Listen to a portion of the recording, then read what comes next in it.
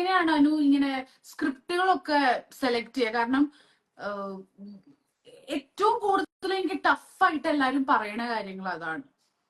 Script തെരഞ്ഞെടുക്കുക, അല്ലെങ്കിൽ ചില ആൾക്കാർ ഡയറക്ടേഴ്സിനെ ആയിരിക്കും നോക്കി പോവുക, ചിലവര് ആക്ടേഴ്സിനെ ആയിരിക്കും നോക്കി പോവുക, എന്റെ ക്യാരക്ടർ എങ്ങനെയുണ്ടെന്നായിരിക്കും നോക്കി പോവുക. അനു എങ്ങനെയാണ് ഒരു സ്ക്രിപ്റ്റ് എടുക്കുന്ന സമയത്ത് എങ്ങനെയാണ് പോകുന്നത്? എല്ലാം നോക്കും. എല്ലാം. ആം, എല്ലാം നോക്കും. മെയിൻലി മേ ബി ക്രൂ ആയിരിക്കും. എനിക്ക് ഈ ക്രൂ ഭയങ്കര എക്സൈറ്റിംഗ് ആയിട്ട് തോന്നിയൊരു ക്രൂ ആണ്. ഈ ഉം, ആവേശത്തിന്റെ ടീം, പിന്നെ ഇത് സജിൻ ചേട്ടന്റെ കൂടെ ഉം, എനിക്കൊരു എക്സൈറ്റിംഗ് ആയിട്ടുള്ള ഒരു ക്രൂ ആണത്. അപ്പം ഉം. നല്ലൊരു ക്യാരക്ടറുമാണ് അറ്റ് ദ സെയിം ടൈം. അതൊക്കെ ഒരു എക്സൈറ്റിംഗ് ഫാക്ടർ ആയിരുന്നു എനിക്ക് ഇതിനകത്ത്. ഞാൻ അങ്ങനെ എന്നെ ഒരു എക്സൈറ്റ് ചെയ്യിക്കുന്ന സിനിമകളാണ് ഞാൻ മാക്സിമം ചൂസ് ചെയ്യുന്നത്. അതെ.